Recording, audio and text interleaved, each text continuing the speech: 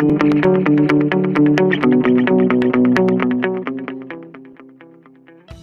everyone, welcome back to the Analyst by Vajiram and Ravi, dated 22nd December 2025. Today again we will be discussing some important topics that has appeared in today's The Hindu and the Indian Express newspapers which are relevant for your examination. In the initial two articles, we have included two mains practice questions which will be useful for your upcoming mains examination. So in our first topic, we will look into the status of fertilizer subsidy in India, associated concerns and the way forward to address the same. After that, in our second topic, we'll try to understand what are the lessons that India can take from the model of China to tackle air pollution in India. Then in our simplified section, we'll take up 5 articles and we'll try to explain them in simplest language possible to enrich your understanding of the newspapers. Additionally, we have also incorporated some prelims pointers which is going to be crucial for your upcoming prelims and mains examinations. So have a look on them also and stay tuned. So let's start our discussion with the first topic, that is reforming the fertilizer subsidy. The context of this topic is that in today's Indian Express newspaper, there is an editorial which is advocating for an overhaul of overall fertilizer subsidy regime. And this particular topic is related to your GS paper 3, agriculture, direct and indirect subsidies. In the last few months, what we have witnessed that Indian government took various concrete steps to boost the overall economy to have a sustained GDP growth. For example, to boost consumption, government came with GST 2.0 or they rationalized various tax slabs so that some of the products can become much more affordable, and that will help us in increasing the consumption, and that will also help us in increasing the overall demand of goods and services. And to meet this increased demand of goods and services, privates or the corporations, businesses will also increase their investment, right? And when we calculate this GDP by expenditure method, there are 4 components. One is household consumption expenditure, then we have the private investment, and then we have the government spending, plus there is net of exports. So if the consumption expenditure is increasing, that will also help us in increasing the GDP. And to meet that increased demand, privates will also invest more. Also, government announced the 8th pay commission, which will also help us in increasing the salaries, pensions of the government employees, and in that case they will again have more money in their hands, and that they will be spending in the economy, and which will again boost the overall consumption. Government also signed the FTA, free trade agreement, with UK, and they are in the process to sign with the US also. That will also help us in having a better market access, and that will help us in increasing the overall exports, and that will again help us in increasing the GDP growth. But these writers are advocating that agriculture is one of the important pillars of the economy that needs a proper attention, because agriculture contributes around 16.1% to the GDP and 46.1% is the employment generation by this agriculture sector as per economic survey of 2025. And when we see this backward and forward linkages, for example seed, then we have the fertilizer, irrigation, etc., which are the backward linkages. Forward linkages are the storage, transportation, marketing, etc. Now, if we have made a target to double the farmers' income or to ensure that the profitability of farmers are increasing, we will have to reduce this input cost. For example, the cost of the seeds, if that is getting reduced, cost of the fertilizers, irrigations, etc., that is getting reduced, then again farmer will have more money in their hands, or they are getting a better pay with the help of better marketing and transportation of their products, then that can also boost the income of the farmers. Government is taking various measures. For example, there are new rice varieties which are genetically engineered varieties which are developed by ICAR, which are less water intensive. For example, Dhara 101 is one of such a rice variety. Then for irrigation, government launched Pradhan Mantri Krishi Sinchai Yojana with an aim of per crop, per drop more crop. Also, government came with this PM Kusum, that is Kisan Urja Suraksha Evam Utthan. Again, there is solar pumped installation will happen at the farm itself. That will also help us in reducing the cost of the farmers for the irrigation, especially whatever the expenditure that they were doing on the diesel pumps. Along with that, that will also help us in achieving our target of reducing the emissions and also to achieve this net zero by 2070. But for the fertilizer, what we are witnessing that there are two regime. One is the nutrient based subsidy regime and second is the urea based subsidy regime. That what exactly are these two, we'll understand that, but because of these two regime that are there, and since they are not rationalized, there are various issues which are plaguing this fertilizer subsidy regime, we are not able to address some of the issues which are plaguing the overall agriculture sector. We are not able to achieve the productivity that is required from the agriculture sector. Along with that, because of this distorted fertilizer subsidy regime and the mechanism that it follows, it is also creating certain other complications for overall ecology also. For example, groundwater depletion or the soil aridity, loss of fertility that is happening, or the water pollution that is happening. How exactly that is happening, that we will be discussing in due course. But as of now, let's first try to understand that what exactly is the subsidy. It is a kind of financial help that is given to the firms or individuals to boost their income or to augment their income. For example, Indian government is giving fertilizer subsidy to the farmers so that these fertilizers can become much more affordable, with the help of which their input cost can be reduced and their income can be boosted. Also, for example, food subsidy is being given, under which, for example, there is this National Food Security Act 2013, under which there is priority households and there is Antyodaya Anna Yojana beneficiaries. Priority households gets 5 kg of ration and Antyodaya Anna Yojana beneficiaries get 35 kg of ration, and that too at a subsidized rate of 3:1. But the cost of this food distribution, procurement and distribution, that is much high. So that government is spending for the food subsidy so that the food security can be ensured, that is availability, affordability, accessibility of these food products, so that we can also help, that we can address the issue of poverty, hunger, etc. Also, government is giving LPG subsidy in the form of Pehal scheme. Similarly, government is also providing the fertilizer subsidy. But the problem is that the allocation or the expenditure of that is very high. For example, as per this budgetary estimates of 2025-26, it was around 1.67 lakh crore. And as per some estimates, it might reach till 2 lakh crore also in this financial year. And this is the second largest subsidy after the food subsidy, which is also more than 1 lakh crore. Food subsidy is also more than 1 lakh crore. Another problem that we need to understand, that why government is giving subsidy, that one of the major aim of giving that subsidy is that the people who are getting these benefits slowly and gradually, they should become self-sufficient. But here in this case, these subsidy which is being given to the fertilizer are not yielding the desired result. Also, we have an import dependence and geopolitical vulnerability. For example, the natural gas, which is one of the important raw material or the input that is used for the urea production, 78% of that is imported itself. So tomorrow, let's suppose there is a country which is supplying us natural gas, and if our relations is not good with that particular country because of some differences, that can create some kind of complications for the overall fertilizer subsidy. Also, the phosphatic fertilizers, 90% of that is again coming from the import itself. Potash, 100% is imported. So this subsidy that is being given to the fertilizer companies, that is not helping in reducing this import dependency also, and because of which our forex reserves are also depleting. Now, what exactly is this mechanism with the help of which government is providing subsidy? One is the urea subsidy regime and second is the nutrient based subsidy regime. For example, for the urea, which is one of the important fertilizer which is highly used by the people, that is sold at the government mandated MRP, and then, for example, current MRP is 242 rupees per 45 kg of bag, and it excludes the neem coating charges, which is there to address the issue of the diversion that was actually happening earlier of this urea towards the industrial uses. And also this neem coating helps us in addressing various other concerns in the agriculture like pests, etc. Also, this 242 rupees excludes the taxes, etc. that are levied on that per kg bag of the fertilizer.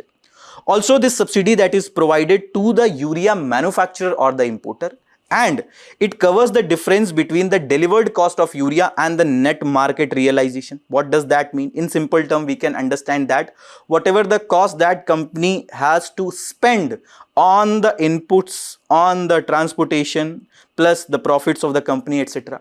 So let's suppose the MRP plus neem coating charges and the taxes, let's suppose that was 280 rupees and this cost was 400 rupees. So 400 minus 280 rupees, that is 120 rupees, will be given as subsidy to the fertilizer company. So if there is a statement that is coming in your prelims examination that fertilizer subsidy is given directly to the farmers in their bank account, that statement will be incorrect. That is given to the urea manufacturer or the importer. Similarly, we have the nutrient based subsidy regime that started in 2010 by the Department of Fertilizers under the Ministry of Chemicals and Fertilizers. Here, whatever the subsidy that is provided to these fertilizers, that is based on the nutrient content in that fertilizer. For example, nitrogen, phosphate, potash and sulfur. So let's suppose if there is 10 kg of fertilizer. So government already decides that what will be the subsidy for each nutrient, and whatever the availability will be there in that fertilizer, accordingly they will be giving that nutrient based subsidy. Also, these companies can receive additional subsidies if this particular fertilizer is enriched with certain other secondary nutrients, like for example sulfur, zinc, boron, which are also some of the micronutrients which are needed by the soil and the crops. Also, there is a fixed subsidy rate in per kg for each nutrient. Whatever the fertilizer you are producing, the company is producing, government has already fixed that you will be getting a same rate for the nutrient content. So here these companies will have to reduce their production cost to ensure that they are getting the maximum because of the impact of that subsidy. For example, let's suppose here if they are saying that their cost is much more, that is 500, 600, so obviously they will be getting more subsidy. But here if that is fixed according to the nutrient, they will have to shift to the better alternatives, sustainable alternatives for the production. Also, the objective was to ensure food security for the nation, and also to improve the agricultural productivity, which is much less as compared to China or other developed countries like US, Brazil, etc.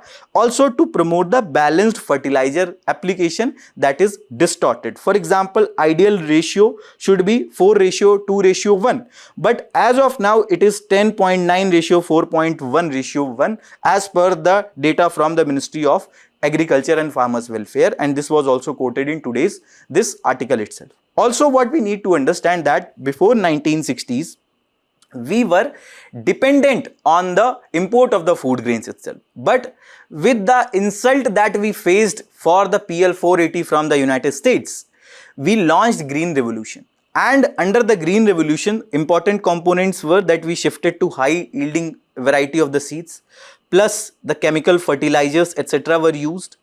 Also, the mechanization was witnessed, because of which we were able to achieve the self-sufficiency in the food grain production. Also, as of now, India is producing more than 300 metric million ton of the food grains. And we are one of the important exporters of certain food grains like rice, etc.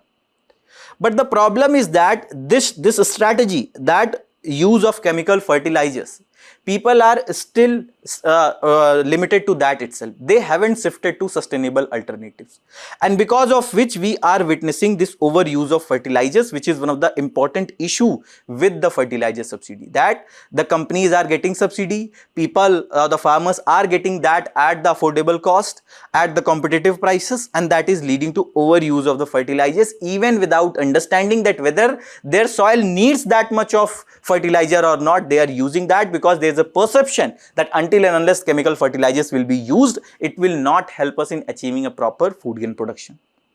And that is leading to soil degradation, soil aridity, the loss of soil fertility, etc. that is being witnessed. For example, this is the map from the ISRO with regard to the desertification, that says that almost 30% of India's land area is slowly and gradually turning into deserts itself. And this is the land degradation map of 2018-19.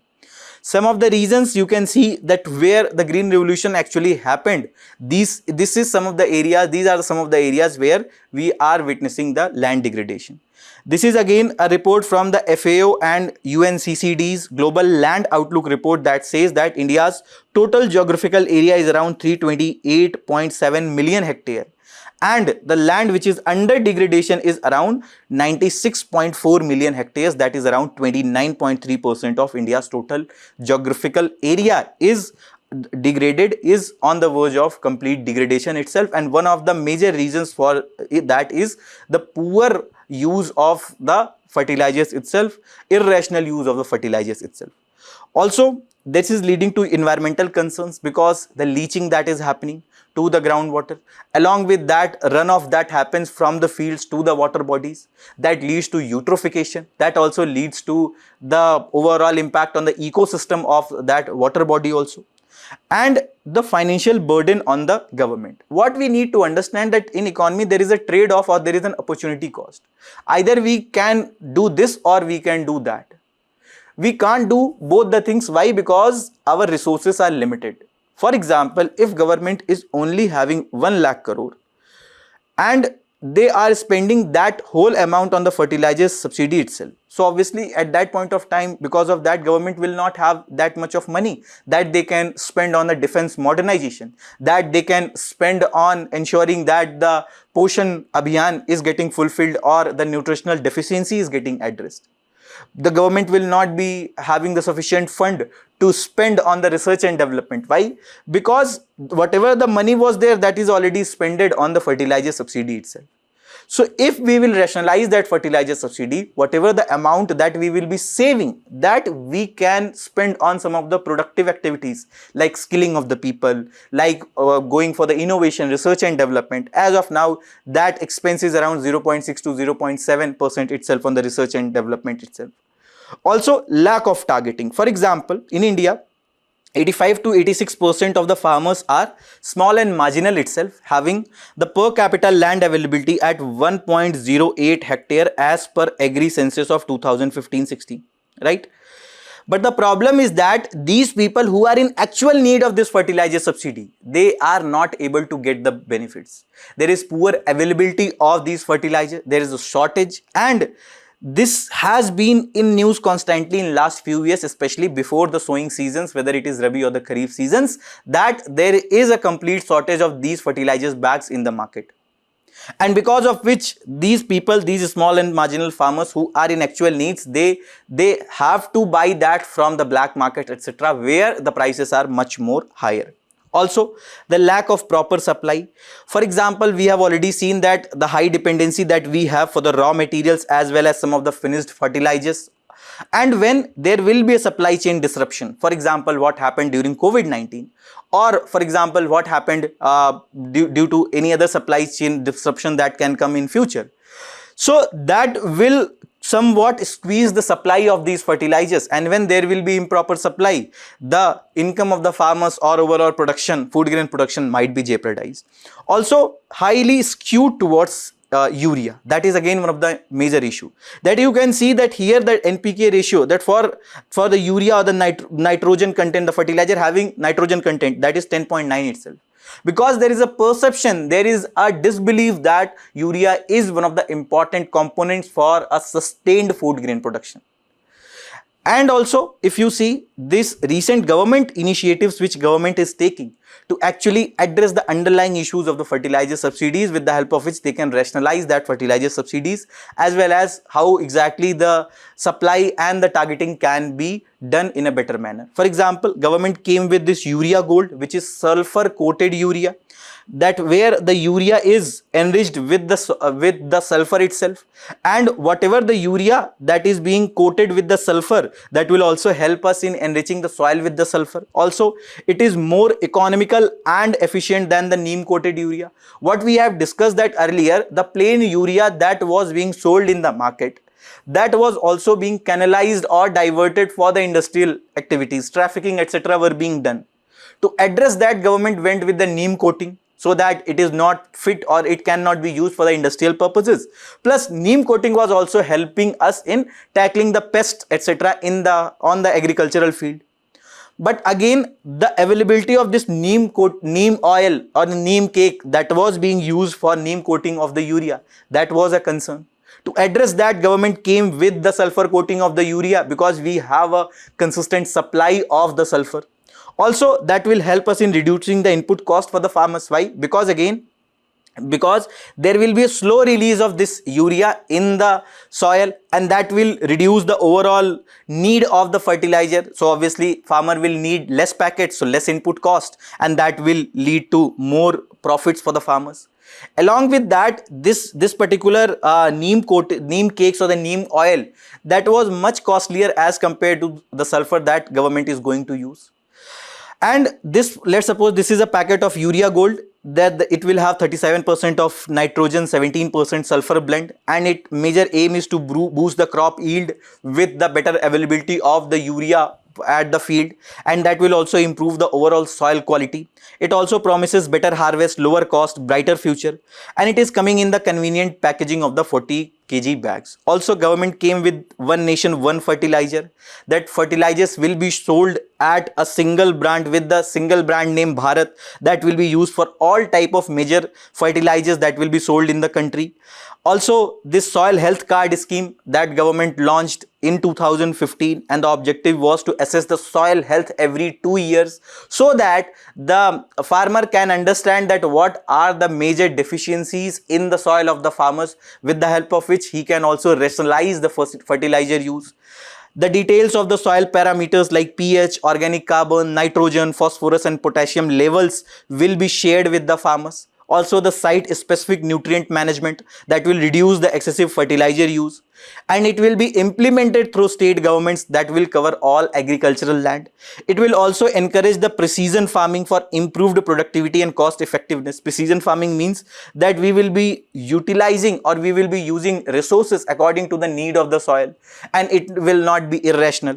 Also, we will be using a digital database for easy farmer access to soil health reports, and this is launched by the Ministry of Agriculture and Farmers Welfare, and it is a centrally sponsored scheme. Also, government came with this IFCO nano urea fertilizer, that for example 500 ml of nano urea liquid will fulfill the need of the 50 kg bag of the urea. So that will reduce again the input cost of the farmers. It will be environment friendly because more absorption will happen by the soil, by the crop. Also, it will improve the nutritional value of the soil. It will increase the farmer's income, and crop productivity will be also improved, and that will be cheaper than the conventional urea. So obviously it will reduce the input cost. Government also came with this PM Pranam scheme, that is PM program for restoration, awareness generation and nourishment and amelioration of Mother Earth. Again, here the objective is to protect health of Mother Earth by incentivizing the state's UTs with the reduced use of chemical fertilizers, and to promote the organic or natural farming, and also the use of the alternate fertilizers like organic fertilizers, etc. The methodology that it will be using, that there will be incentives that will be given to the states for promoting alternative fertilizers and balanced chemical fertilizers that will be used to promote natural farming. So let's suppose earlier government was spending 100 rupees to give fertilizer subsidy to this particular state, let's suppose UP, right? So this was the expenditure by the central government, but because of certain efforts by the Uttar Pradesh government, let's suppose there was a decline in the need of the fertilizer, farmers shifted to organic fertilizer, or they shifted to sustainable alternatives. They started using soil health cards very seriously, and because of which they got to know that there isn't that much of need of the fertilizers use. So let's suppose in the next year, whatever the expense that central government will have to do on the fertilizer subsidy, that reduced to, let's suppose, 80 rupees itself, because of various efforts that were taken by the UP government. For example, they increased the awareness, or they also integrated the self-help groups, civil society organizations, etc. That also helped in increasing that awareness. So whatever the amount that central government is saving, that is 20 rupees on account of efforts by the UP government, they will be also sharing some of this saved amount with that particular state itself. So there is no separate financial support, but the amount that central government will be saving, they will be sharing that with the state government. Also, there is this organic farming promotion with the Paramparagat Krishi Vikas Yojana. Again here the farmer will be given a proper knowledge, support, capacity building will be done to shift to the organic alternatives that will also limit the use of the fertilizer. This was one of the questions that was asked in the prelims PYQ, year 2020. Please answer this particular question in the comment box. But now what should be done? What should be the way forward? First of all, as also suggested by the editorial, that there is a need for the data triangulation. For example, as of now, whatever the sale of the fertilizer that happens from the shops which are selling the fertilizer, and on that shop also there is a point of sale machine. Every farmer will have to come with their Aadhaar card, and then with the help of this POS machine there will be a biometric authentication or the verification that will be done, and then the sale of this fertilizer will happen. But there is a need of a proper land record integration. PM Kisan data can be also integrated. For example, there is a farmer ID that is being created for the farmer, that is already done. Here this is to some extent like Aadhaar card, but whatever the Aadhaar cards that we have, it consists of our name, date of birth, personal details, biometric information. Similarly, farmer ID will have the information related to farmer, whatever the land availability, whether he or she has already taken certain loan on that land or not. All that data will be there in the farmer ID itself. So if we will integrate that with this particular portal which is helping in sale of the fertilizers, we can also allocate this particular fertilizer according to the need of the farmer, according to the land of the farmer, and we can also target that better to the small and marginal farmers. Also, we can encourage the balanced fertilizer use. For this, there is need for more awareness generation. There is also need for more integration of the civil society organizations, self-help groups, etc., farmer producer organizations, FPOs, etc., cooperative societies. They can also help us in increasing that awareness, that why is there a need to shift to the sustainable alternatives and why there is an importance to have a balanced fertilizer use. Also, the subsidy for non-urea fertilizer, that also can be rationalized slowly and gradually. Along with that, whatever the subsidy that is being given on the per kg bag for the urea, that can also come as the nutrient based subsidy, or they can be also shifted to nutrient based subsidy, because that will also help in motivating these fertilizer companies who are producing the urea to shift to the better technologies, with the help of which they can also reduce their production cost. Their import dependency on the raw material, etc., will also reduce.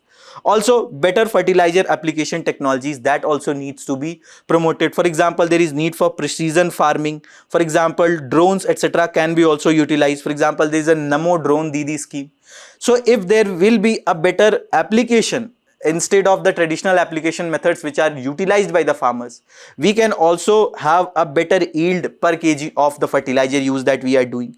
Also, we need to promote the organic and the biofertilizers. For this, government can give the dedicated incentives. Government can also give a proper support in the form of the better branding, marketing of these products. So with this gap, for example, in the Uttar Pradesh government is providing the organic seeds to the farmers, high yield variety of the seeds of the farmers, and that too at the subsidized prices. So similar efforts can be also taken by the various other governments, so that farmer can shift to these sustainable alternatives, with the help of which we can also rationalize the overall fertilizer subsidy regime and we can boost the overall agriculture sector. And this is a mains practice question that you people can write from this particular topic. Next topic is lessons from China on tackling air pollution. And the context of this topic is that a write-up has appeared which is discussing various lessons that India can take from China to tackle air pollution. And this particular topic is related to your GS paper 3, environmental pollution and degradation. In 2025 December, it is one of the dirtiest December in last 8 years, starting from 2018 itself. And the AQI levels has reached to around 343.2 itself as per the data from CPCB. Also, if you look into this report from World Air Quality Report 2024, it again says that Delhi was the second most polluted city in the world in 2024. And because of this poor AQI, highly polluted air, it is creating various complications for overall human health. For example, people are getting issues in their eyes, throat, ears, etc. Plus it is also creating various complications for the overall other organs, like various organs related to the respirations, for example lungs, etc. Various cardiovascular related complications are also coming. For example, the suspended particulate matter like PM 2.5, PM 10, that is leading to eyes irritation, nose irritations, lungs related issues like asthma, chronic bronchitis, etc. The NOx, nitrogen oxides, that also impacts the overall lungs and skins. And the carbon monoxide or the CO, that leads to blurry vision, hearing loss. And the sulfur dioxide or SO2, that also impacts the overall lungs and the airways. Similarly, the O3 or the ozone, that also impacts the eyes, lungs and airways with the infections, chest tightness. And at times this can also lead to mortality of the people. That is the condition that can happen due to this poor quality of air. But if you compare it with the China's, especially the Beijing's air quality, few years back, for example, AQI, if you see in Beijing versus Delhi, from 2014 to 2024 level, that earlier around 2015, the AQI of Beijing was also very poor. It was much more than 130, it was near 140 itself. And Delhi at that point of time was also, the AQI was poor, it was around 180, 190 itself. But if you see that Beijing took various efforts, and because of which as of now in 2024 their air quality improved significantly. But India's national capital's air quality is still perishing with the pollution, particulate matter, etc. Also, the fall in emissions of the major pollutants in Beijing, if you see from 2013 to 17 levels, the sulfur dioxide SO2 emissions reduced to more than 83%, because industrial activities, etc. are one of the important contributors for this SO2. Then SOx, other VOCs, etc., PM 2.5, etc. also reduced significantly for more than 40%. And why exactly or how exactly this happened? It was because of the Air Pollution Prevention and Control Action Plan of 2013. That was one of the China's first strong national plan to fight the air pollution, especially in the Beijing and the peripheral region. They set clear targets, and the national plan was to fight the PM 2.5 and other important pollutants. Also, they focused on cutting coal use, which was one of the important contributors to this poor AQI. Also, they controlled industries, the industries which were not using the renewable sources or the sustainable sources. They compelled them to shift to the sustainable alternatives with the help of severe penalties and checks, inspections, etc. that happened at regular intervals. Also, the vehicle emissions, etc. were also checked with the dedicated policies and a proper enforcement of those policies. Also, for example, polluting factories which were near the Beijing, they were shut or they were shifted to other locations. The coal heating was replaced with the gas. And also they came with this blue sky protection program, which was one of the follow-up campaign to strengthen the earlier efforts that were taken under this Air Pollution and Prevention Control Action Plan. Here they again focused on the clean transport, cleaner fuels and stricter standards that needs to be followed in the Beijing and the peripheral regions. For example, large scale use of electrical buses and taxis, public transportation system were enforced in the Beijing. Also, with this the result was that what we are witnessing with regard to the reduction in the emissions, and also if you see that major specific fall that happened in the pollutants, that was also because of these two programs. For example, the sectors like power or that the emissions that were coming from the vehicle, dust industry or solvent use, all that reduced. Why? Because there was a dedicated policy, and more than that, the enforcement was very stringent.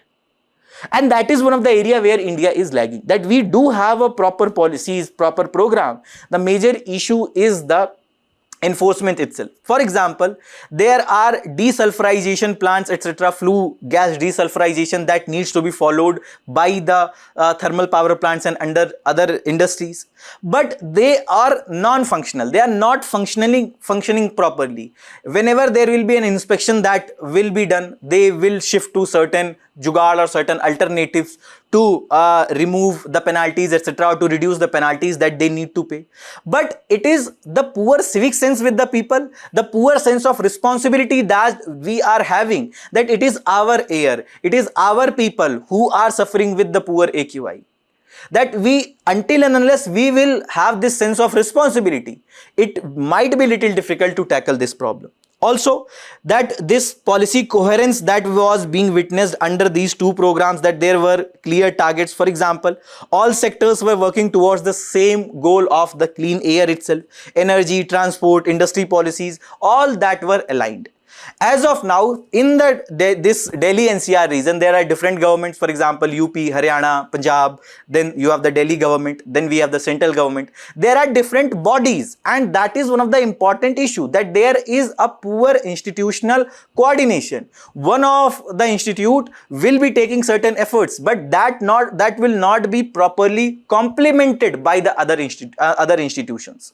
And when these institutions are working in silos, it will be difficult for us to get the maximum output, maximum results of the policies or the programs which government is running. Also, that for example, the coal plants that were closed and they were shifted to the gases or the renewable sources in the Beijing. And there were strict norms that needs to be followed. There was proper inspection, proper oversight mechanism was there.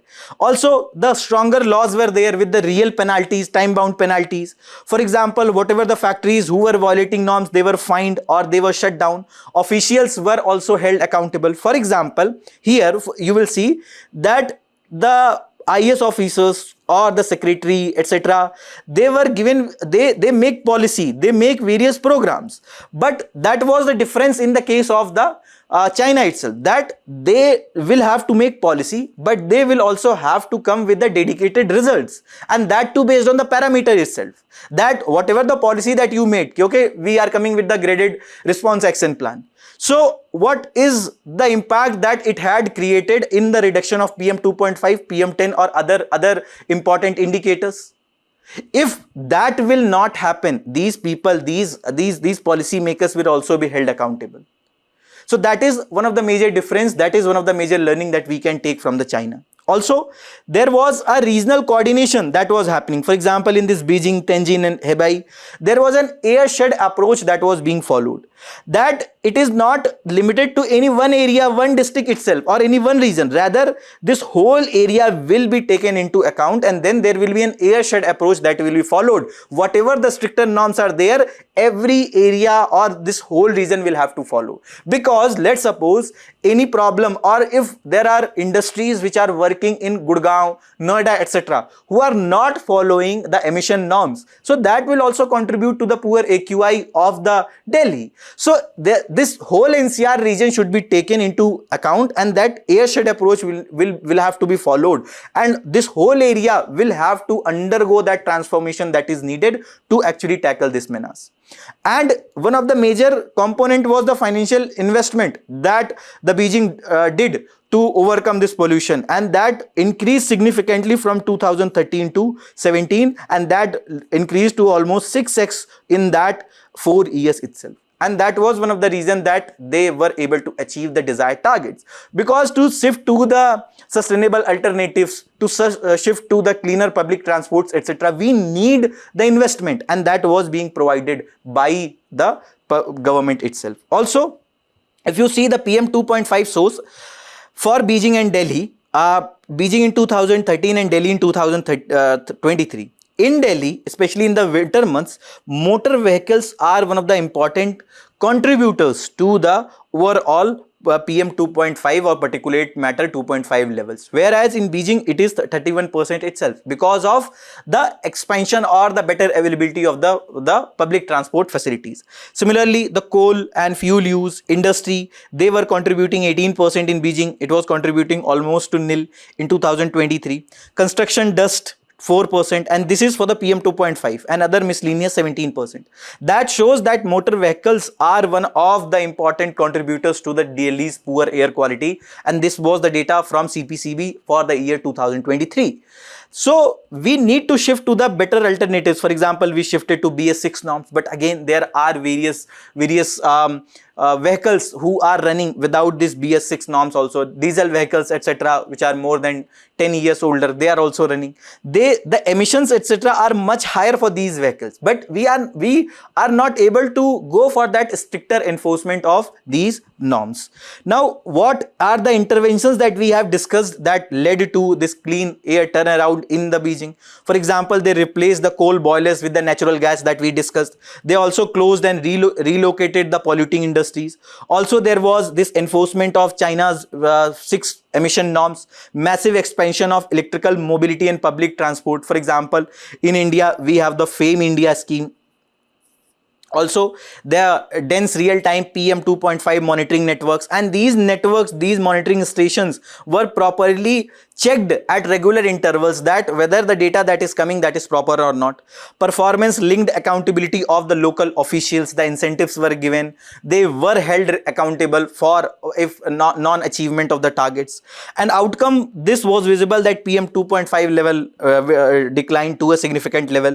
Also, there were studies that were done by the Ministry of Ecology and Environment of China that said that because of this improvement in the air quality in the Beijing region, the life expectancy of the people also increased to around 4 to 5 years itself. And this was the major playbook, that cadre evaluation system. For example, the officials, they were evaluated based on the parameters that whether they have achieved those desired outcomes with regard to the reduction in the emissions or not. Coal to gas shift, fleet electrification, regional coordination, relocation of the heavy industry, what we have discussed. So if you see the India's framework, that there are stronger laws, but because of the poor enforcement, we are getting the weak outcomes. For example, we have the Air Prevention and Control of Pollution Act 1981 that gives the various norms that the industries, whatever the technologies that they need to use, how they can shift to the sustainable alternatives. There are specific norms that the pollution levels beyond which there can be the penalties that will be levied. But again, there is a poor enforcement. Also, Environment Protection Act 1986 that came, they also came with the dedicated bodies, the dedicated institutions to tackle this menace. Also, there are different pollution control boards, courts and tribunals. For example, we have the NGT, CPCB, etc. They or the state pollution control boards are there who gives various NOCs or letter of intent and letter of operations, etc. Consent for this operations, etc. But all these consents or all these clearances that are given, they are not based on the scientific parameters properly. There are various issues with regard to the monitoring and giving these clearances, and that is one of the reasons why many of the industries are still functioning even without following all the norms which are given by the different acts and the institutions. We also went with certain initiatives, for example, National Clean Air Program. That here that aim was or objectives were to determine the status and trends of the ambient air quality, to identify the non-attainment cities, also to ascertain where the prescribed national standards are crossed, also to develop policies towards the reduction of pollutant levels. Also, we came with this graded response action plan, that was that stage 1, this is an emergency response mechanism in Delhi NCR that is based on the average air quality index levels in the capital. Under this plan, restrictions are placed in phases on the activities which will be allowed, which will be regulated and which will be restricted. For example, stage 1, that is poor agencies will have to strictly enforce orders by the Supreme Court and National Green Tribunal to keep the average vehicles off the roads. Then the stage 2, very poor, AQI 301 to 400, measures to curb air pollution at hotspots. Stage 3, where the air AQI level has reached to severe, here BS3 petrol, BS4 diesel vehicles will be banned in NCR. Again, stage 4, AQI 450, educational institutions will be shut, odd even policy may be rolled out, curbs on the non-emergency commercial vehicles. And this graph is according to whatever the norms were there few years back. Also, we have the Commission for Air Quality Management, and this is a dedicated body, came with this Act of Commission for Air Quality Management in National Capital Region and Adjoining Areas Act 2021. Also, we shifted to this BS6, that there were various benefits. For example, there were various reports who said that the NOx emissions also in the diesel car reduced to 68%, PM emissions emissions reduced to 87% in the diesel cars. In the heavy duty vehicles, the NOx emissions reduced to 82%, and the PM or the particulate matter emissions reduced to 67% as compared to the earlier BS4 norms which were there. Also, the India's approach, why it underperforms, first of all, the reactive governance, that we understand that there is a need to tackle the air pollution, or there are certain measures that are required only when the air quality deteriorates. We don't go for an overall yearly approach. Just before the winter, that we get this idea that air quality is going to get very bad and we need certain measures. This is the same case that happens before the rainy season, that whatever the sewer lines are there, they are choked, but the urban local bodies doesn't care for that before the rainy season, and due to which the urban flooding like conditions happen. Only when early spell of the rainfall will come, after that there comes a dream that they also needs to declog or desilt whatever the drains are there.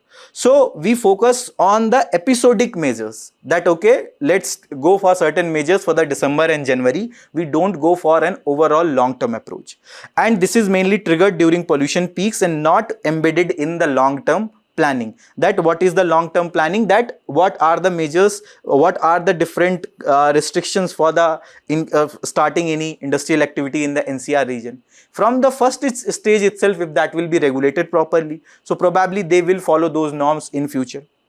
Also, the fragmented authority, that overlap between union government, Delhi government, municipalities and boards, that also leads to slow decision and diffused accountability because of the red tapeism that is there. Weak enforcement capacity, that if there is the pollution control boards, they are understaffed or they are underfunded, there is vacancy in these areas. Also, the whatever the pollution control norms or the systems are there, they are poorly enforced. CAQM, that is Commission for Air Quality Management, they lacks binding authority over the neighboring states. So what are some of the structural drivers of the Delhi's pollution? Let's also understand that properly. So first of all, vehicular and industrial emissions are there. For example, as per this data from this CPCB, that 16.43% is the contribution from transport itself. Similarly, this is the Delhi sources, 4.27 residential and other. There are more than 12 million vehicles on the roads, and this is again the data from NEERI itself. So that is one of the reason that because of this more number of registered vehicles, that is around 12 million, that contributes to the overall emissions. Also, the construction dust and the open waste burning, that 30% of PM10 and PM2.5 levels in Delhi, they contributes that is contributed from the construction dust itself, as per this National Environmental Engineering Research Institute NEERI 2022 data. Along with that, there are different norms that needs to be followed at the construction sites. For example, they need to have the green cover, etc. And there are certain other measures that needs to be followed. For example, the sprinkling of water, etc. in the neighboring regions. But all that is not followed by these construction people involved in construction companies, etc. Also, we have the crop residue burning, that is stubble burning, that contributes around 44% to the Delhi's air pollution during the October-November period, as per this system of air quality and weather forecasting of 2022. Also, we have the other this data from CPCB that says that estimated contribution of stubble burning to Delhi's PM 2.5 was 2.06 on this particular Sunday, and this is a forecast to rise to 5.4% on Monday before dipping to 1.28% on a Tuesday, with regard to the different activities that the farmers actually does. Also, we have the other issues like domestic and waste burning, that contributes 5 to 10% of Delhi's PM 2.5 levels, with localized spikes during winters itself. And this is the study from by the Urban Emissions Initiative of 2021. Also, we have around 15% of waste in Delhi's that is burned annually, as per this CPCB report on the waste management of 2020 itself. So because these are certain issues which are mainly limited to the Delhi and adjoining regions, and that contributes to the overall Delhi pollution. But in the winter season, because of certain natural reasons also, that the poor air quality further gets bad. For example, Delhi is a landlocked area and it is not near the sea, and that is the reason this region do not have a strong influence of natural winds. So whatever the polluted air that is there in this region, they cannot easily flow away, and that remains over the city, that remain concentrated over the city. Similarly, the winter temperature inversion that is witnessed especially in the winter season. Here in winter, whatever the cold air is there, that stays close to the ground, and then the warmer air that is above this particular cold air that sits above this particular layer. So there is cold air in the ground level, and then there is a warmer air above this. So this traps whatever the pollutants that are there near the ground itself, and that acts like a lid. This particular cold air, this particular warm air above that cold air, that acts like a lid, and it traps whatever the smoke and pollutants at that are near the ground, that are near the people itself. Also, the wind speed in the winters that are also weak during winter season. So whatever the dirty air that is not blown away, and that keeps accumulating over Delhi region itself. So what India can borrow, what are the measures that can be taken into account? First of all, there should be a mission oriented governance, that air pollution should be taken into account as a national public health emergency. But the people should also contribute properly, that we should shift to the public transportation system. But again, it is the responsibility of the government to have a proper availability of the public transportation system, transit oriented connectivity, that people are getting public transportation till their society, till their home itself. Also, accelerated clean energy transition, government can provide further support so that these companies can shift to the renewable sources, and that will help us in reducing the coal dependence, and also we can expand the clean fuels and energy efficient standards. Also, there is need for credible transport reforms. For example, we need to strengthen the PUC system that is there. Then the vehicle scrappage and congestion management, that government can provide certain more incentive for the scrapping of the older vehicles so that people can shift to the new vehicles. Also, rapid public transport and EV expansion, that also needs to be done. And there is need for an airshed management, that there can be a regional authority with the strict enforcement power for the whole NCR region, that they will be making policies. There will be volunteers, there will be inspectors who will ensure that all the people in the NCR region will have to follow all these norms. Also, there can be the functional industrial policy, that also should be for this whole region, not separate for the Gurgaon, not separately for the Faridabad, not separately for the Noida and Delhi itself. Rather, there can be a proper policy for this overall NCR region with a dedicated airshed authority. And there can be properly serviced industrial zones that will help us in identifying that what are the reasons where it is completely prohibited to have a industry, so that they can be shifted to other locations. Also, real-time emission monitoring should be done, and that should also be properly checked, that whether the data that is coming is properly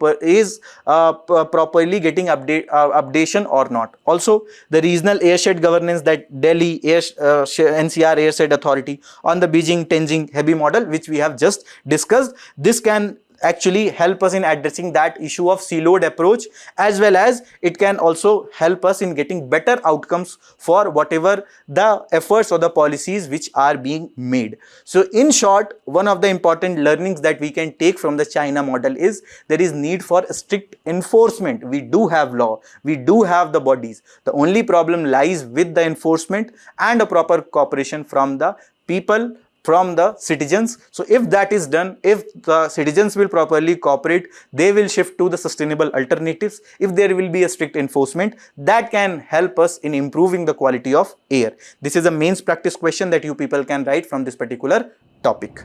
In our simplified section, the first topic is Speedy Justice eludes consumers seeking redress against sellers.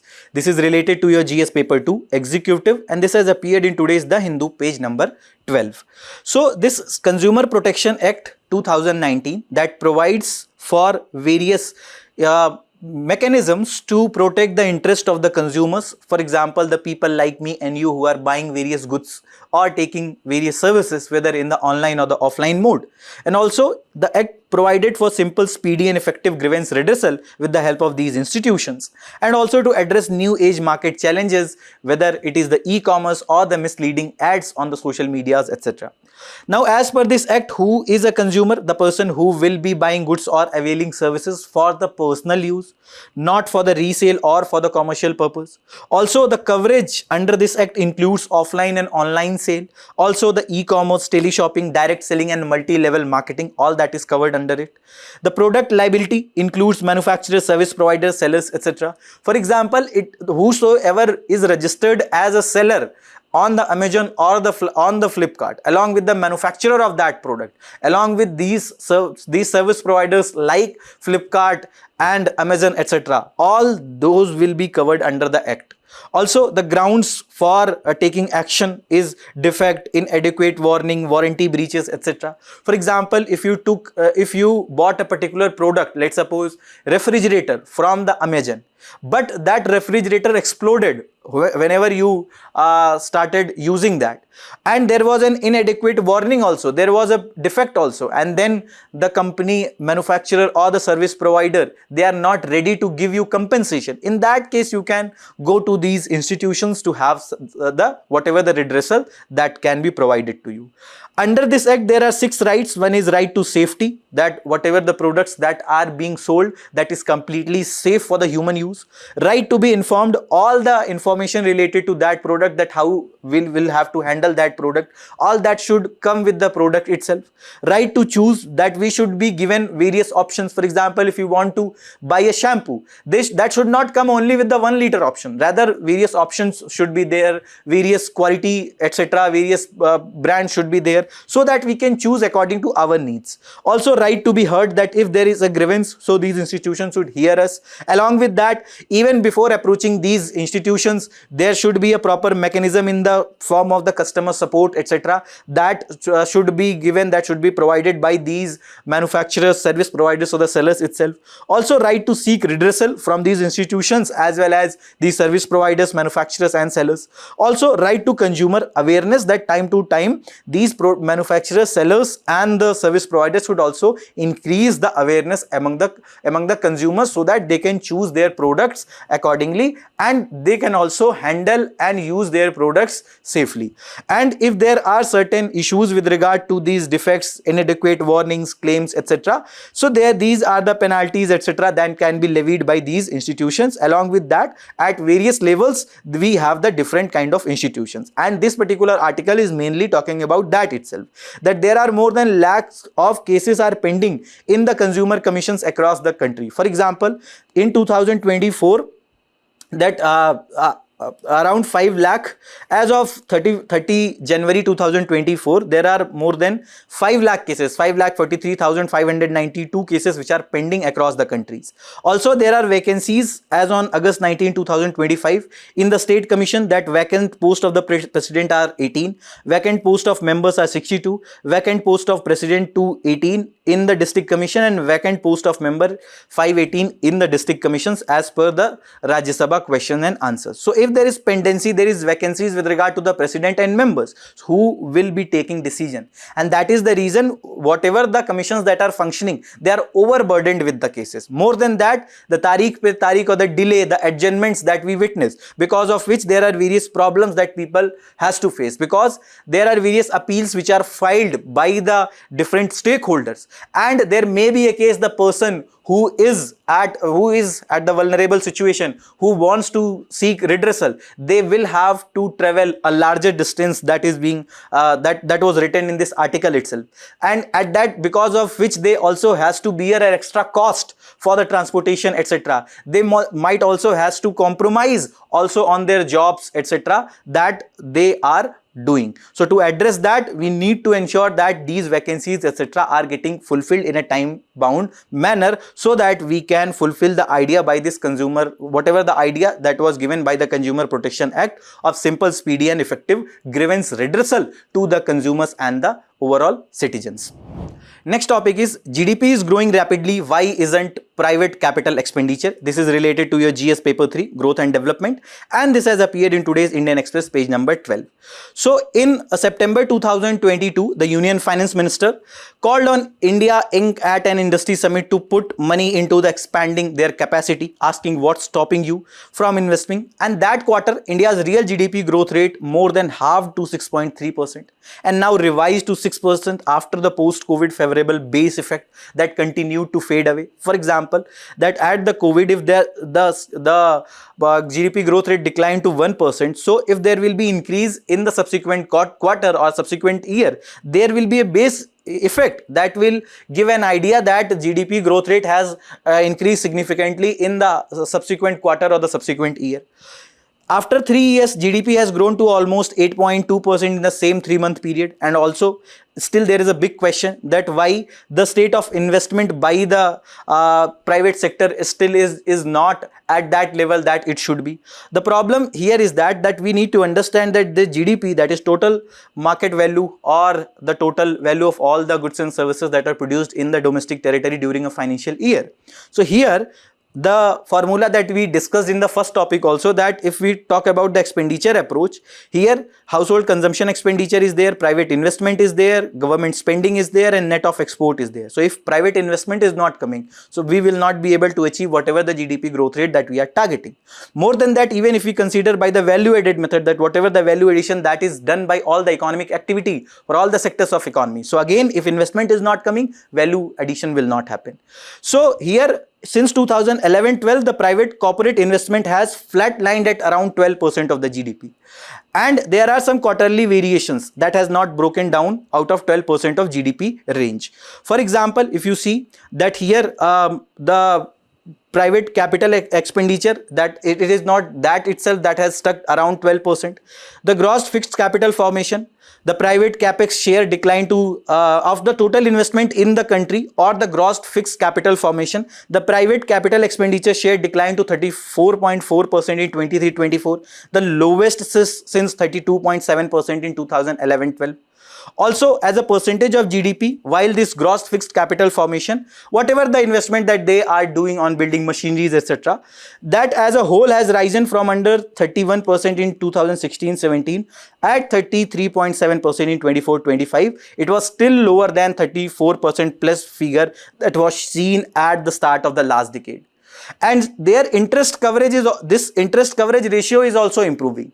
That shows that earning before interest and taxes divided by the interest expenses, that whatever the earning that they are getting, what is the amount that they need to spend on the interest for the loans that they have already taken, that is also improving. But still they are not motivated to spend or to invest more in the economy. And one of the major reason is, first of all, the poor demand of the goods and services from the people, and that is the reason the capacity utilization by these industries is also not that good, that still whatever the investment that they have already done, they are not utilizing that fully. Also, what we need to understand, that demand of goods and services are not that good, and that is again the reason why government came with the GST 2.0 reform, so that the products can become affordable. 8th pay commission was launched, so again that the earnings of the salaried government employees and pensioners, etc., can be increased, so that people will have more money in their hand. That will also boost the consumption expenditure and overall demand of goods and services. Similarly, there were other methods for the other monetary policy interventions. For example, we are witnessing a repo rate cut from January 2025 itself, so that loans can become cheaper and these people, these corporates, businesses, etc., can invest more in the economy with the help of cheaper loans that are available. The EMIs of the people, credit card bills, etc., can be also reduced. That will again help in having more money in the people's hands, and that will boost the overall consumption expenditure. So the major issue is that the raw material costs are increasing, high interest rates are still there, and more than that, the expectation of the weak domestic and export demand, lengthy approval processes, non-tariff barriers, for example quality controls, etc., that are there, or comprehensive border adjustment mechanism, etc., that is there by the EU, limited access to advanced machineries, high land prices, and competitive pressures from the countries benefiting from the trade advantages that are there. For example, if there are tariffs that were announced by the US, so that brought to a loss, that brought certain loss to these companies, and that is one of the reasons that since there is no policy clarity, they are not interested to invest more in the economy. And there was a question on this interest coverage ratio also in the year 2020. You people answer that question in the comment box. So here these are the methods of the GDP calculation. The value added approach, that all the value that is added at each stage of production. Income approach, that is total income that is earned by all factors of production, 4 factors of production: land, labor, capital and entrepreneurship. For land we get rent, for labor we get wages, for capital we are giving interest, and entrepreneurs takes profits. For expenditure approach, already we have talked a lot, the total spending on final goods and services by the people like me and you: household consumption expenditure, private investment, government spending, and net of export and import. So here we need a proper policy. We need to identify the structural issues that are plaguing the overall manufacturing sector and other specific industries, and we need to tackle that effectively with the proper fiscal policy, and that can actually help us in increasing the overall investment in the economy. Next topic is curbing elephant deaths on the track that needs blend of infrastructure as well as technology, and this is related to your GS paper 3, conservation, environmental pollution and degradation, and this has appeared in today's Indian Express, page number 12.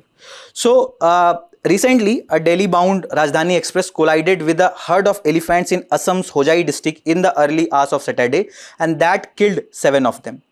And in India, the elephant deaths are not new. It has become very common. For example, India is home to over half of 52,000 strong population of endangered Asian elephants. This Asian elephant, the IUCN status in the red list is endangered. African savanna elephant, their status is endangered, but African forest elephant, their status is critically endangered. From 2010 to 2020, around 1160 elephants were killed in the country due to non-natural causes or anthropogenic causes. For example, electrocution, then this collision with the rails, etc., trains, etc. And around train related hits were 186 deaths related to train hits. Also, second largest killer, it was the train hits after the electrocution, which led to death of 741 deaths. Also, the railway lines, they might trap a herd in the small section of forest, that also limits the access to the food and water. So directly they are not causing the death, but again indirectly they are impacting the overall population, their growth. And also a 2017 study that found that train elephant collisions occurred more frequently at night, with males disproportionately affected since they are more likely to cross the tracks more often to embark on the crop raiding during the harvest season to have some kind of food, especially in the nights. Also, the handbook to mitigate the impacts of roads and railways, the Asian elephants, published by the IUCN, that says that they say that the consciously designing infrastructure so that it does not pass through or near elephant habitats or migration pathways. For example, there are different pathways which are now constructed near the railways, near the highways, etc., so that the elephants who are in that zone in the elephant, they can pass from this underpass itself, which are very huge underpasses built at regular intervals, even without disturbing this highway, expressway or the railway infrastructure. Also, the report says that wildlife crossing structures are typically the cornerstone of successful strategies to minimize the impact of road and the railways on the wildlife.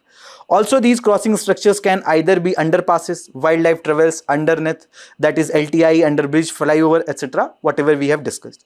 Also, we need to harness the technology also for early warning systems for the train operators, sensor technologies that can be locomotive or ground based. Also, this technology can actually provide solutions. For example, this IDS, that is an AI powered optical fiber cable based acoustic sensing technology that detects the elephant movement near the railway tracks itself. So this kind of new age technologies can be utilized for the purpose of early warning, and that can reduce the overall human animal conflict as well as the deaths related to this. Also, if you look into this data of the status of elephants in India, and that was the all India population estimation, Here it was done by the Wildlife Institute of India under the Project Elephant, which was launched in year 1992. Project Tiger was launched in year 1973. Under this, the estimated population was 22,446 elephants, which was down from 29,964 in 2027. Around 25% decline was reported. Also, they shifted to this DNA mark recapture as compared to visual or the dung counts, which was the methodology that was being used. There were field efforts that were done. For example, more than 1 lakh trials, more than 6.66 lakh kilometer was surveyed. Also, the major technique was that specially explicit capture recapture, that is genetic plus habitat data of that particular elephant.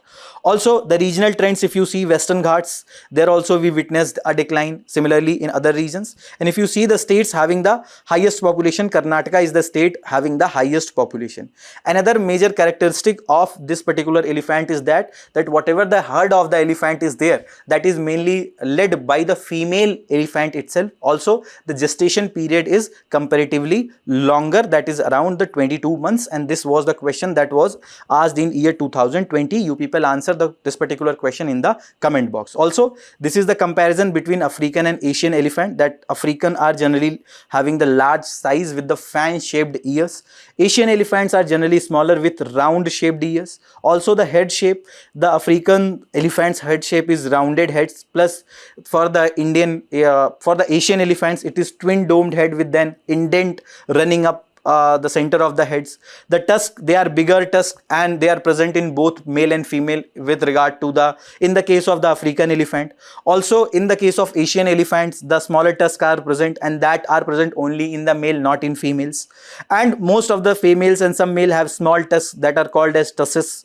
Trunk, there is visible and heavily ringed with two distinct fingers at the end of its trunk for the African elephant. For the Asian elephant, only one finger at the end of its trunk. Then skin texture, there is wrinkle skin for the African elephant, smoother skin for the Asian elephant. The distribution, the rainforest of the West and Central Africa and through the savanna and desert of Africa. The forested areas across southern Asia is the major distribution of the Asian elephant. The lifespan of the African elephant is much larger. They can live up to 70 years as compared to Asian elephant who can live up to 48 years. Next topic is Chillai Kalan begins with season's first snowfall breaking Kashmir's dry spell. This is related to your GS paper 1, important geophysical phenomena, and this has appeared in today's Indian Express page number 2. So this Chillai Kalan is the 40-day harsh winter that has brought some cheer to the Kashmir as the valley is receiving first snowfall of the season, because of which the tourist potential etc. can also increase. So it is the harshest 40-day winter period in Kashmir, and generally it starts on 21st December and this goes on till 29 January. And the meaning of this is major cold, and it is deriving its name from a Persian term Chillai Kalan. There are 3 phases. One is the Chillai Kalan having 48 days, and they are the coldest period, having a huge snowfall and rainfall. Then we have the Chillai Khurd, which are having the moderate cold, and this continues for almost 20 days. And then we have the Chillai Bacha, that is of mild cold, and generally 10 days is the time period for this. And the severity of the cold reduces from Chillai Kalan to Chillai Bacha. Then the weather characteristics are that these are the coldest phase of the winter. The highest snowfall probability is also there. The temperature is around sub-zero, and the Dal Lake also freezes, especially during these time periods. What is the impact on daily life? For example, people wear Feren and Kanger, and also the pipes, transportation, distribution etc. gets frozen, and that leads to impact on the daily life. People resort to the dried vegetable etc. because it becomes really difficult to have the normal agriculture. Also harissa, which is a slow cooked mutton and rice, this is highly used, and this is one of the important component of the meal, especially in this particular time period of the Chillai Kalan. Next topic is unicorn tally remains flat in 2025 as companies tap IPOs or initial public offer. This is related to your GS paper 3, growth and development, mobilization of resources, and this has appeared in today's Indian Express page number 13. So let's suppose there is a private limited company XYZ, right? And they are coming with the startup. They are coming with a new idea with the help of which they will be coming with a new product. So the people who will be investing in this particular startup at the very early stage, they will be the angel investors. Generally, they will be the near and dear ones of this particular people who are starting this particular new idea of the startup.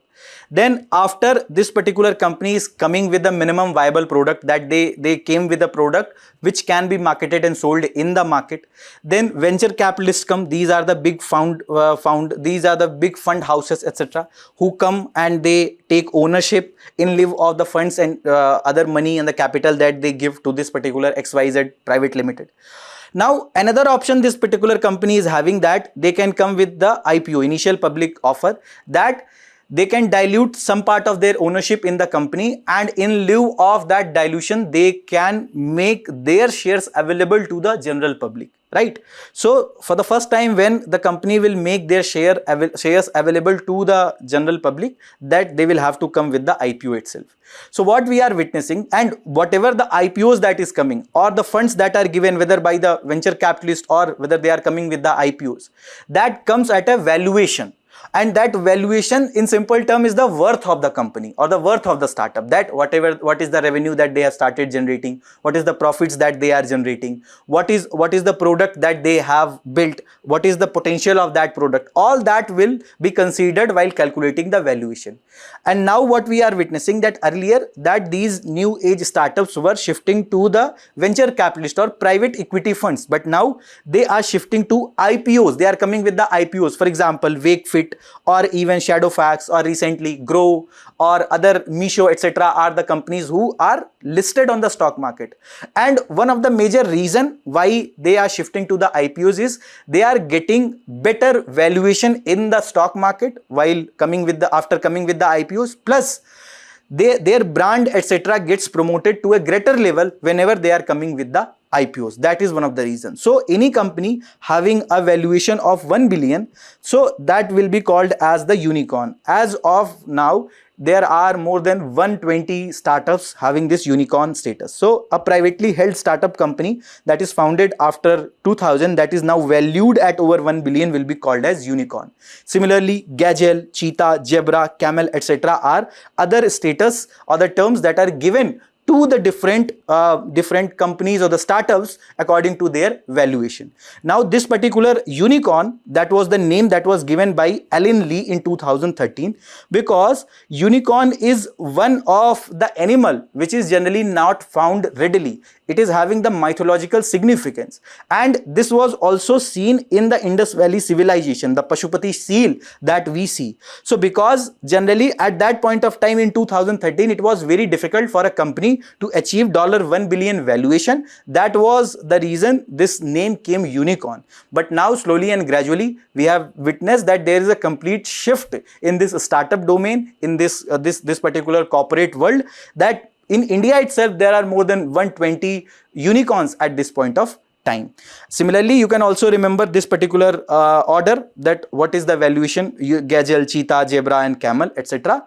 That is all from this particular session. Thank you very much. All the very best. Keep studying.